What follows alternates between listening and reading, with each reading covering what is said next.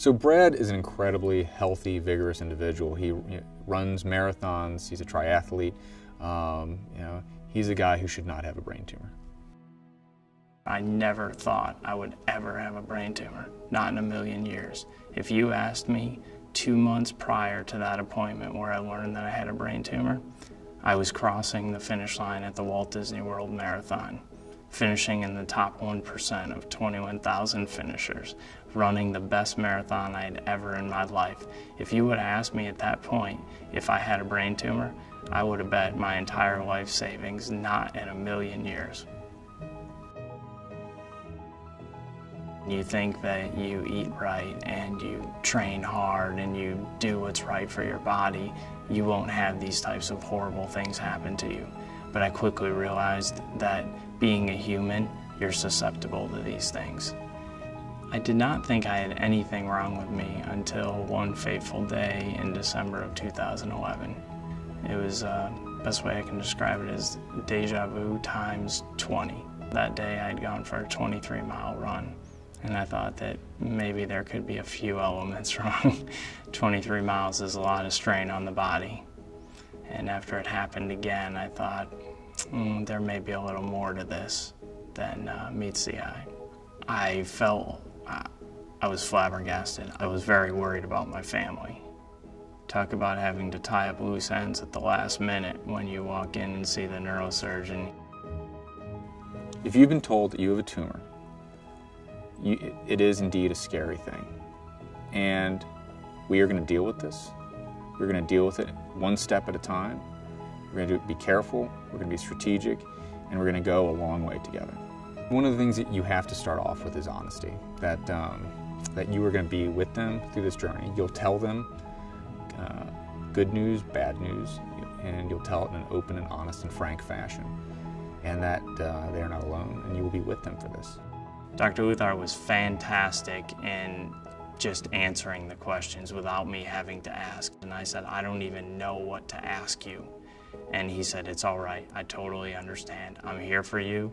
And I said, what should I be asking? And then he would answer the questions and say, well, you're probably interested in this, and you probably want to know a little bit more about this. And he would go through what those elements were, which would probably be going through his mind if the roles are reversed. He's at the same place in his life. He has young children, he has a family, and so by asking him, what would you do in my situation, he could give me an honest answer because he knew where I was in life, and he could completely relate with that.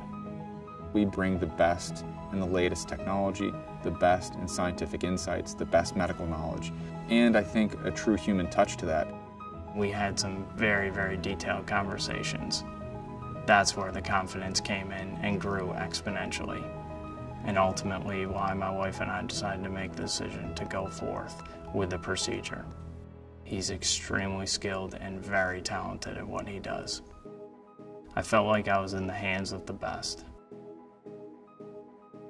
As far as the technology that are available at Barnes-Jewish, really it runs the full gamut of things before surgery, which involve advanced imaging. We really have some of the world's best capabilities in terms of functional MRI, where we look at brain activations, or we look at brain networks. That's called resting state MRI. In the OR, we have some of the premier technology in terms of intraoperative MRI. We have laser-based therapy where we can treat tumors through a small pinhole incision. We have endoscopic capabilities where we can do surgery through your nose where there's no incision at all. And after surgery, there's a whole myriad of chemotherapy trials or immunotherapy trials where we train your body to fight the tumor itself. And there's even novel types of technology where they use radio waves to treat the tumor. When I think about where we are today compared to 10 years ago, it's like night and day. Almost every year now we're seeing new therapies, new capabilities that are really giving us more hope to treat these very difficult tumors. You can rest at ease to know that this is an institution that stands toe-to-toe with the best places on earth, and that we really will give you every capability that can be offered anywhere. Everybody was amazing. When I left that place, I was giving everybody hugs just because I couldn't believe what I had been through, but how many awesome people entered my life. My biggest fear going into this surgery was losing who I am, losing my personality, losing the ability to create relationships, losing the ability to make people smile, losing the ability to have an impact on this world. That's what I was put here to do, and that's what I now have the ability to go forth and do. I think Brad's future looks bright. He's doing wonderful.